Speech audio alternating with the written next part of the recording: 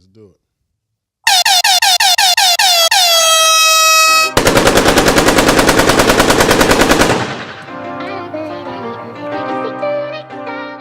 What up, though? Y'all know what it is. You're not tuned into another episode of Everybody Has a Voice podcast. Brought to you live from Farm Boy Studios. Sponsored by Baby's Barbecue. It's your boy Wall Street in the building. And today, I got a very special guest in the building. I got none other than my man, Mr. Rose Spit in the building. What up, though? What's up, my guy? Ain't nothing, man. Thanks for having me, bro. What's going on? No, man. Thank you for coming and blessing the platform, man. And you know, I definitely got to say, man, this interview is big for me, man, because I appreciate what you bring to the culture, man. And if nobody else ever told you, man, you a dope dude. You know what I'm saying? Appreciate that. That's love. You know, man. So my first question for you, man, is how did you fall in love with the culture? Man. We gotta go back, bro. Crush Groove. What was that? What was I just say before? Beat Street. Beat Street. You know what I'm saying? Like all that, all those movies kind of got me where I just fell in love with it, man. And then just watching all those, you know, LL Cool J, Run DMC. You know, even like New Edition, Bobby Brown, you know what I mean? Like it was just people that looked like me, man, and they didn't wear uniforms and they didn't wear suits every day. So I was like, that's something I just want to explore that, and then I never look back. And I think for some reason, like all us that's 80s babies, late 70s babies, it's just in our DNA because we grew with it. You know what I'm saying? Like we was there. Like when it started. I can't remember a time when I wasn't a hip hop kid. Like I really can't remember a time. Yeah. You know what I'm saying? Yeah. So, from everything I wore, you know what I'm saying? How I walked, everything. How I talked, everything. It's just always been there. Like to me, when I was a kid, Run was the dopest dude in the world to me. Of all times. Like that was my nigga. Like I wanted to be Run. Anybody on my block can tell you, like that was my first song I remembered. Yeah. Run DMC. Yeah. Like seriously, you know. Like go even talking about Crush Groove, man. Like it still give me chills when I watch that and that nigga walk on stage when they perform and that nigga DJ Run it, you know what I'm saying? Like to this day I watch that shit and be like, Run just had the ultimate swag. Yeah, Run had it. He had it. He was that nigga. What niggas don't know? Well, I'm sure you know this, and I'm sure it's a known fact. But what most don't know is them niggas was copying Dope Boy swag back then. Oh, for sure. Yeah. But Jam Master Jay. Yeah. You know what I'm saying? Yeah, you know, so the streets kind of has always influenced hip hop and everything. But a lot of people may not know this about you, that you from Pontiac, Michigan. Yeah, from the Yakistan. So what was the scene like in Pontiac growing up? Was it the same as the city or what? Yeah, exact same. Like I tell people all the time, Pontiac is just a smaller version of Detroit, man. The same things happening in the you know, from politics. Same thing happening, you know, just in the hood. You know what I'm saying? Baby mama drama, the niggas getting robbed, niggas selling this and just hustling. You know, I did some little dabbling in Pontiac. Shout out to Newman. Shout out to the Lancaster. So, you know, I know a little bit. You know what I mean? For sure. People get confused because it's Oakland County, though. You know what I'm saying? Yeah, for sure. Yeah. And it's, you know, it's another thing that's crazy about that, man. Like, I do a lot of stuff out there still. And, we go to Detroit so much, it's nothing to, like, just drive. But a lot of cats from Detroit, like, man, I ain't coming all the way out to Pontiac. And it's like, bro, it's like 20 minutes. But that be the, like, when you younger, you had that ideology. But, like, when you get older, like, you can't even go to the mall without going the same. Yeah. Basically the same distance as going to Pontiac. You know sure. What I mean? Yeah. A nice restaurant. You know what I mean? Definitely. So, man, like, you wear so many hats. Like, I don't know what do you consider yourself? An MC, an actor, a DJ, or like what is it? Or you just wear them all as need be? All that, bro. At the foundation of it, I'm an entrepreneur. Because, like, whatever I'm doing, I'm going to find a way to make money from it and just kind of bleed it dry. And then it's just whatever, however I'm feeling at the time. I try not to get, what's they call it, pigeonholed to one thing. But, you know, at the time I was rapping and I was putting my all into it. And it took me some places that I never thought I'd go. Touring overseas, I was with Slum Village. I was even touring on my own merit. Where like I was in Barcelona and I was so taken back when I came out on stage because they knew, like, they was rapping every word, and I was like, I didn't even know people over here knew who I was. Yeah. So shit like that. Dope. And then just seeing all my homies, man, from Sino to Kamal to Murder Pain. Like when McGraw Ave hit, I had already been kind of like dibbling and dabbling in the acting shit where I might not have had a lot of lines, but I was kind of in there. And then when the pandemic hit, and everybody kind of had already watched everything on Netflix, and people started switching over to Tubi, and I'm just watching this shit like, and with McGraw Ave, I'm like, man, I gotta get in, bruh. And then I just took some acting classes, and I ain't looked back. I want to take more, but I keep getting scripts. I'm glad you brought that up though, because like right now we witness a renaissance like no other with Detroit, like from the film industry to the music industry. So Facts. It's like crazy to see that, you know what I mean? Because I did 15 years in the Fed, so I'm around motherfuckers from all over the country. And 7 years ago, nobody knew a Murder Pain, nobody knew a Babyface Ray, and now that shit like now the niggas, they the number one niggas in they exactly in their industry. Exactly. So how you feel about seeing that from the start to where it's at now?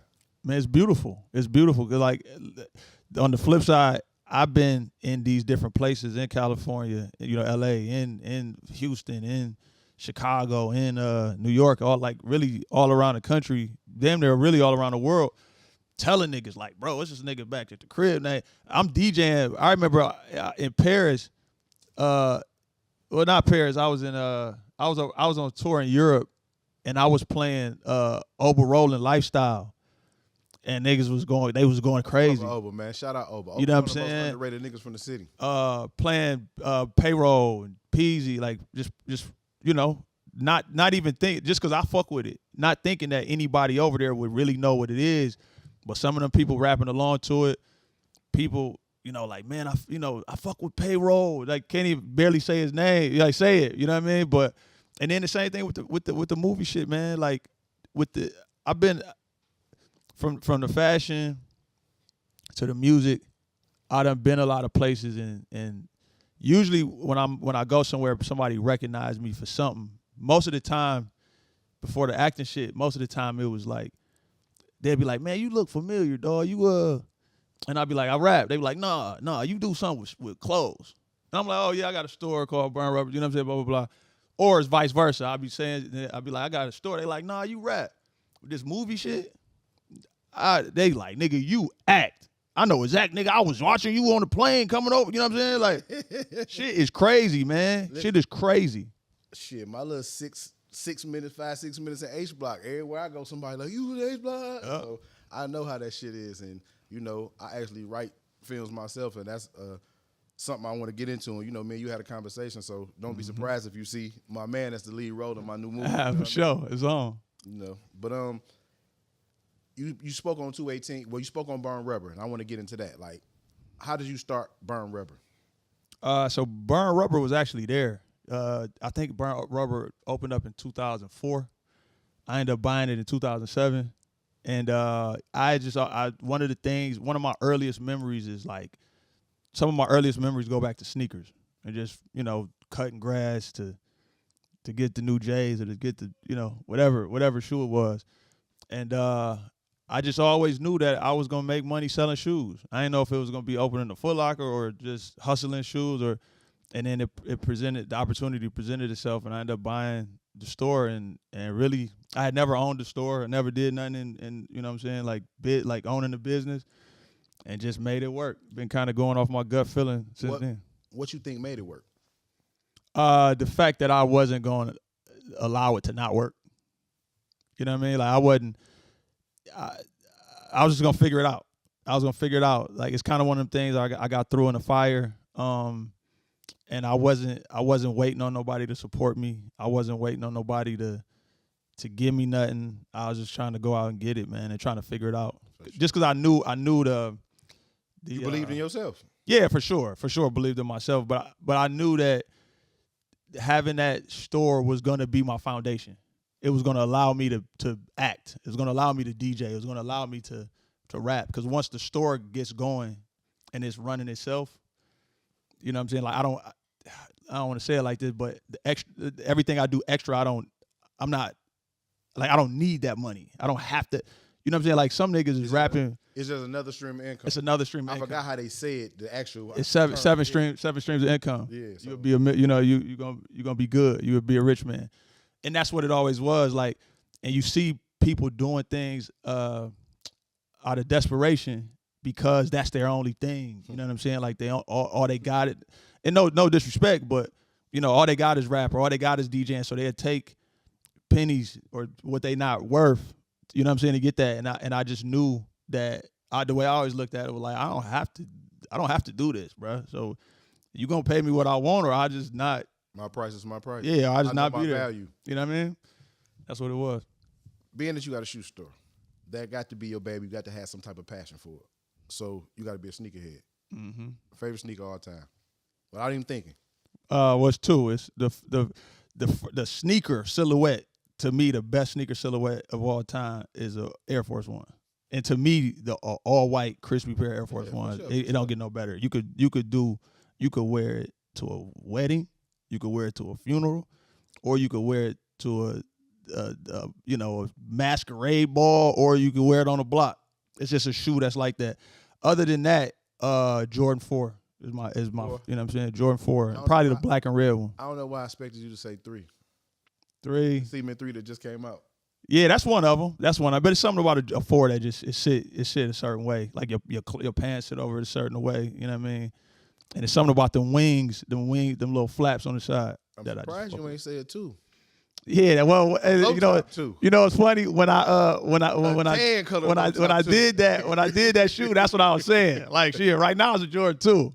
You know, but now I'm campaigning for a 4. So. And that's so that's your shot. Yeah. I hear that. And an Air Force One. And I'm gonna pump this for you. You know what I mean? But I'm glad you just brought that up because that's a $1 million question. Like me and my team, this is $1 million question. Everybody want to know, and I'm gonna say this how I want to say it. How the fuck did you get a Jordan? Man, I'm gonna tell you like this, bro. Cause I asked the same question, but it was a phone call. So I had my rep. He from Chicago, man. His name Arensis. He been down with Nike. I mean, with Nike and Jordan brand for like probably 16, 17 years. But in around like 05, I'm sorry, 2015, he became my Jordan rep, right? And this is a cool black dude, man. You know, and at the time he had heard a lot about Burn Rubber, like just heard about the store, had never been there. So I ended up being out of town. He was in Detroit for whatever reason. And he called me, like, I'm about to stop by the store. And I usually call them niggas at the store, like, bro, you got to make sure y'all niggas clean up. It got to be spotless, right? So I forgot to call because I was in L.A. shooting moves. And when he went by, he called me back. And he was like, yo, I can't even lie to you, bro. I was disappointed. You know what I'm saying? Like, I was expecting this amazing. It's like, the walls is dirty. It's shit ain't, shit falling off. The TV ain't playing. You know what I mean? He was just kind of like disappointed. So he basically told me, like, if you don't fix this shit, I'm going to take your Jordan account away. Right? So I'm like, damn, all right. I had to humble myself. I fixed all that shit, right? When he called me 2021 to tell me that they was working on this project within Jordan brand, and we were going to be the first store in North America to design our own shoe. He basically said that from 2015 being what he felt was one of the worst boutiques in the country to 2021 being one of the best boutiques in the country, he was like, you deserve it. Not even talking about all the shit we've done since 07. He's like, just in that time frame, you've taken your store from being one of the worst looking store, one of the worst producing stores. And it was one of them things where I just got lax. It was running itself. I wasn't paying attention. The walls was kind of dirty. I could have got it painted. I just didn't. You know what I'm saying? And all the powers that be at Nike and Jordan, they kind of saw. And they probably was basing your store like off a caliber of a store, like of a Union or a Soul State. Yeah, but the thing is, we are.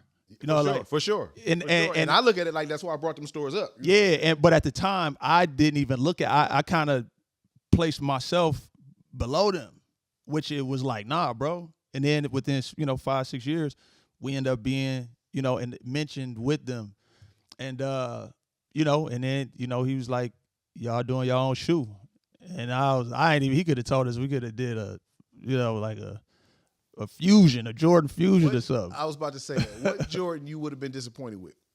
None. Man, he could have gave me the opportunity. He could have gave me the Jordans that Jordan be wearing.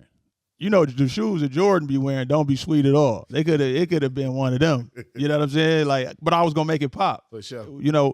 But I mean, as long as it was in the first 15, 14, I would have been good. And I think at the 17, them shits get trashed. 17. I mean, at the 17, it's an acquired taste. Maybe the 20 I might like. Yeah, it's an acquired taste. It's certain ones up there that you could fuck. Like I think even like the 20, I want to say the 23 was straight. If I remember, I got to see him. Like. Yeah, I got to see him. What made you go with that colorway? So when we got the call in 2021, they were just about to start. We got the call like May of 2021, and they were about to start dropping them in like September of 2021, I believe. And our shoe wasn't gonna come out till like late 2022. So when they told us we doing the Jordan 2 Low, like, all right, cool, boom, boom, boom. So we had like a month to come up with with some ideas to present to them. So we had a white one, a black one, and a brown one. And we turned that in, and within that month that we got the sample back or whatever, Virgil was the first one that did the twos, right? For like that year, and he had a white one and a black one.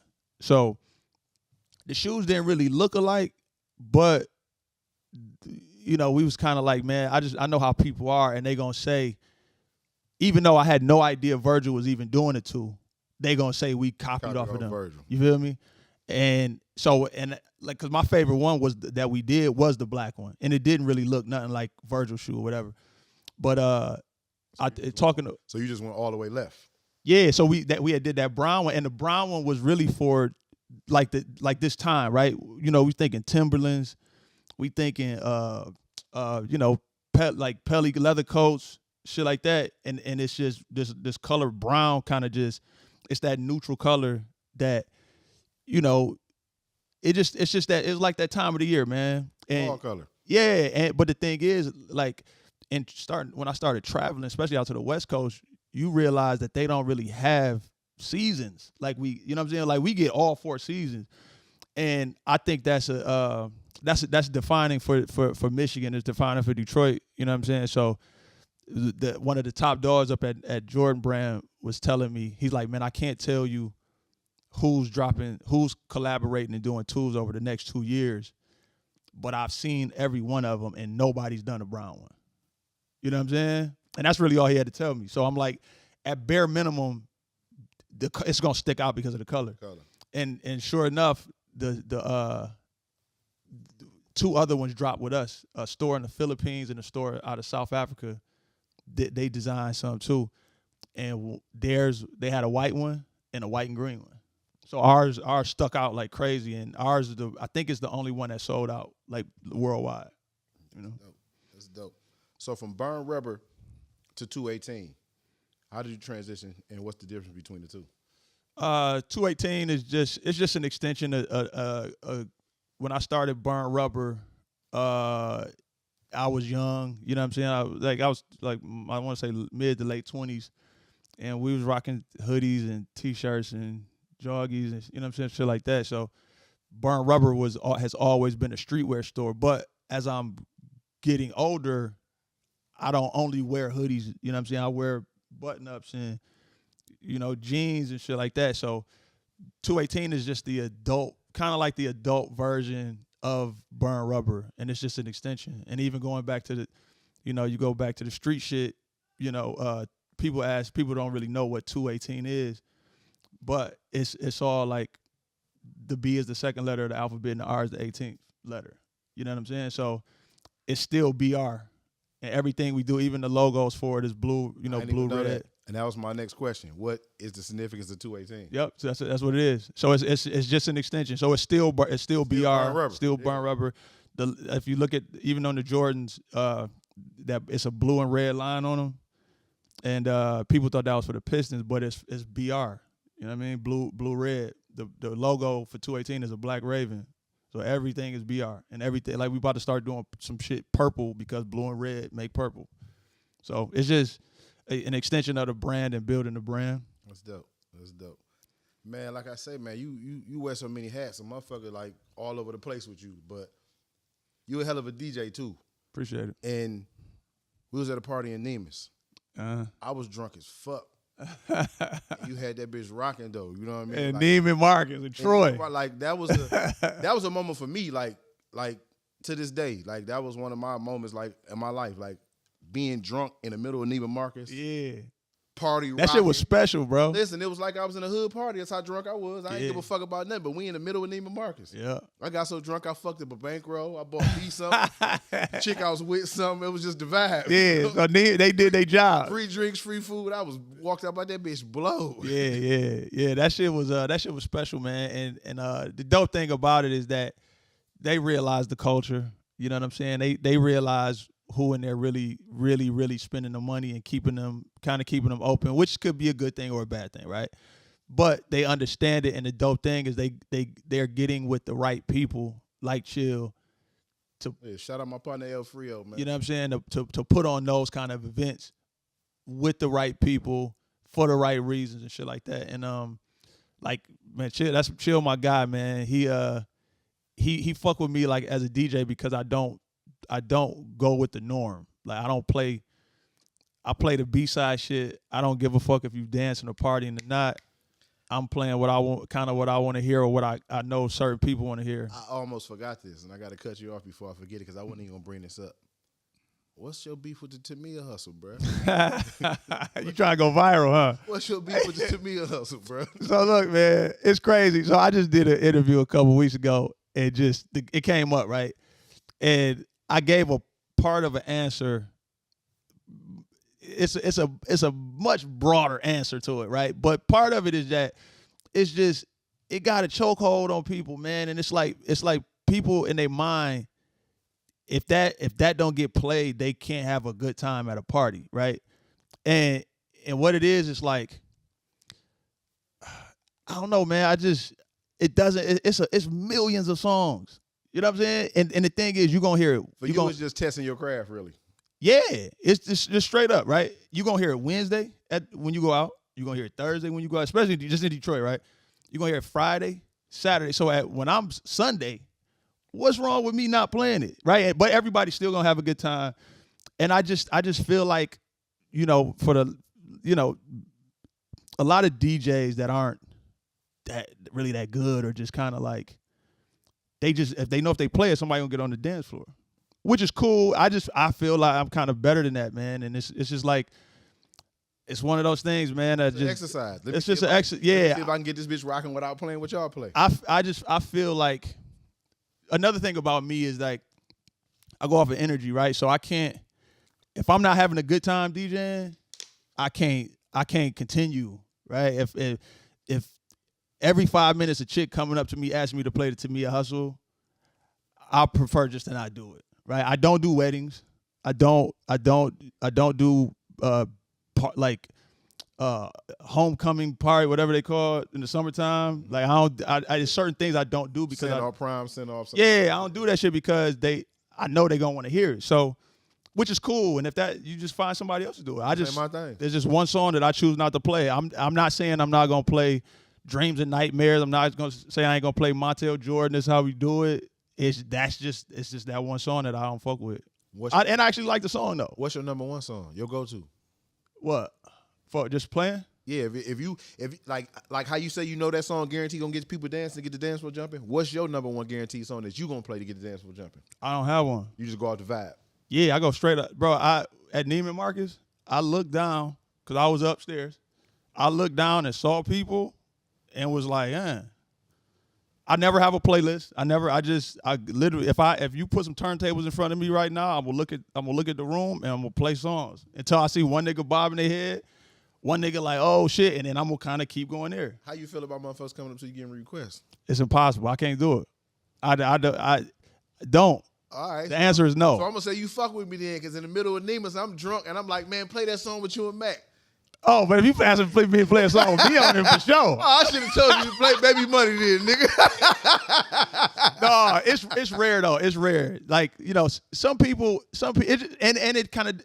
There are times where I'm as a DJ, I haven't figured it out yet, right? I'm kind of like looking around, and I'm like, it feel good to me, but it just kind of don't feel like people really into it. So if you come up to me in that time, I might listen to you. Or if you step up to me like how you came up to me, right? You wasn't like, nigga, play the motherfucking song. You like, hey, bro, why don't you, nigga, yeah, that song you got with back. I'm like, oh, shit, let me throw it on, right? For sure. Yeah. Nah, you've been all over the world DJing. I'm sure you've been in some dope spots. What's your, like, number one spot you to DJ? Like a party like you just remember like crazy. Like I remember that Neiman party. Yeah, probably Paris. Paris was crazy. Shout out to my man Hustle Simmons from Chicago. So we were out in Paris it was Fashion Week. It was crazy. It was Fashion Week first off. Second off, the Pistons played the Bulls in Paris. So it was a bunch of Chicago niggas and a bunch of Detroit niggas in Paris. Crazy. Niggas in Paris for real. Niggas in Paris for real. And did you play that song while you were DJing? Of course. Yeah, hell yeah. Yeah. So then my man Hustle Simmons from Chicago, he like super tapped in the industry. So like I done heard that name before for years. Yeah, I think he used to fuck with I forgot what that name been. I've been hearing that name for years. It was one of them liquor companies. I think Remy. One of them liquor companies he used to fuck with. But like Wale was there. Griselda Gunn and Conway was there. I want to say Don C. Some other people there, but it was just like, I mean, it was Detroit as fuck, man. It was so many Detroit people. I'm talking about niggas in minks and D hats. You know, it was crazy. So the Detroit. It was. I'm playing Blade, Icewood. I played Lodge Boys, and the whole crowd going crazy. But I'm also dropping Chicago, and it was another dude. I think his name DJ Ozone was there from Chicago too. So the night was just special, man. It was crazy, and it was around the time I just dropped the shoe. The shoe came out in like October. Shoe came out like October, and this was like January. So all that energy was still there, and we had just did a Pistons Mitchell and Ness collab too. Yeah, it was crazy. I didn't know you had a Pistons Mitchell and Ness collab. Yeah, we did like a couple T-shirts, hoodies, jogging pants, about 5 or 6 hats. It came out like I want to say January of 2023, I believe. Something you brought up the Lodge Boys. Yeah. So you played the Lodge Boys in Paris. Lodge Boys, yeah. I played everybody really. I mean, as much as I could. I know I played some Ray. I know I played some Vez. Peasy, like all my niggas, everything I listen to. So I said Lodge Boys though because I'm gonna bring up Mac. Go. I'm gonna come on my podcast and say Mac my favorite rapper. That's real. As far as the talk and what he's saying, as far as the life I lived and the nigga, like I feel that more than anything. Facts.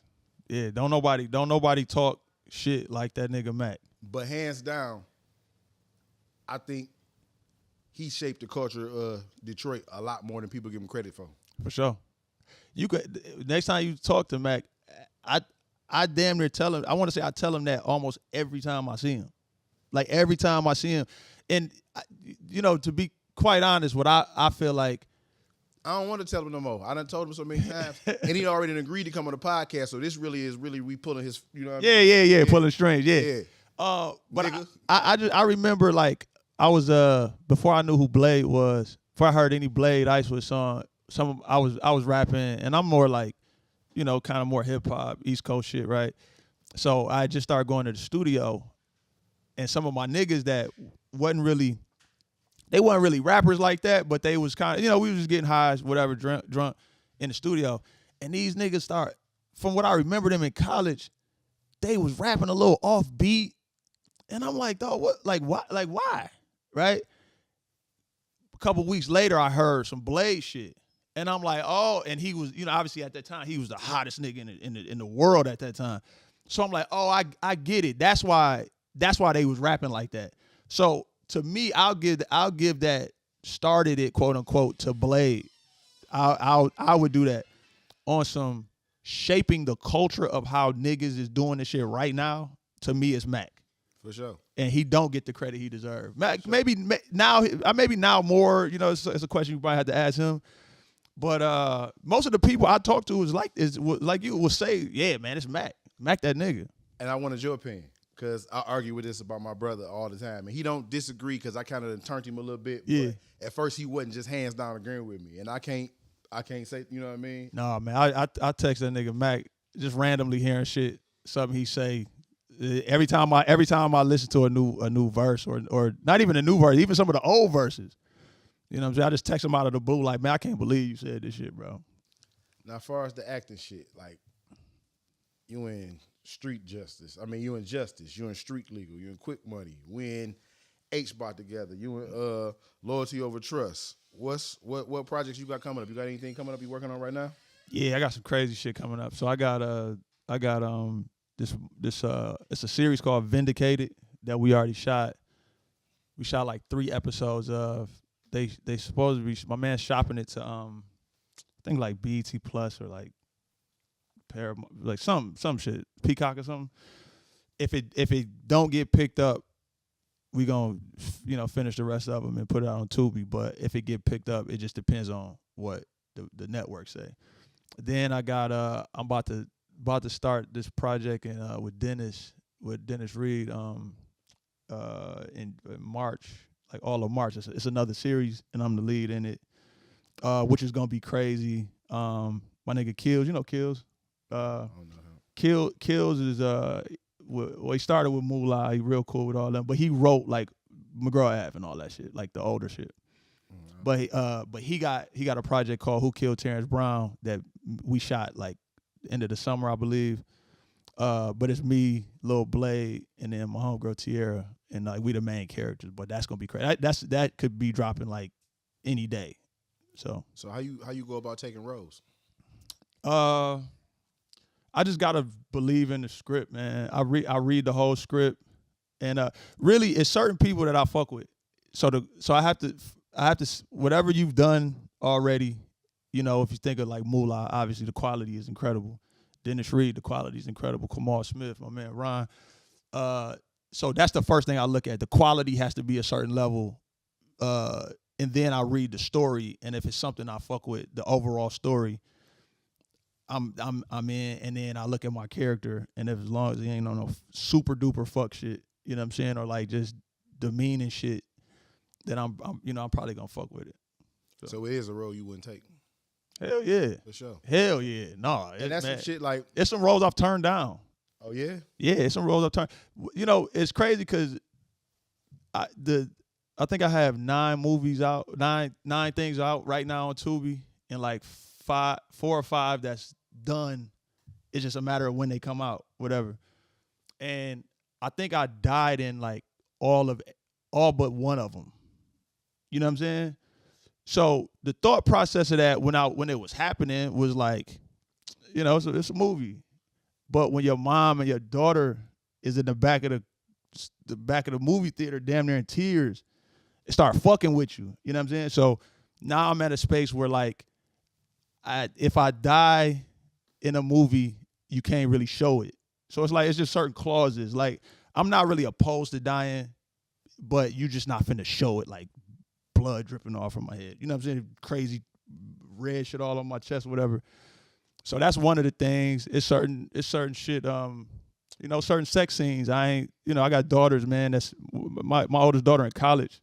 So I know her. You know, her friends is watching these. You know what I'm saying? So I'm just trying to be mindful of that because you got to think I don't want to be the dad that my daughter's getting clowned because I'm got my ass out on them. You know what I'm saying? Humping some bitch on a movie. And shit, sure. You know what I mean? So that might be something a lot of motherfuckers don't even take into account. You know? Yeah, a lot of niggas don't even think about that. And to be honest, I didn't really think about it because you gotta think like right now I got 4 or 5 movies 4 or 5 things that's done. It's just a matter of when they come out. So imagine the first 5, right?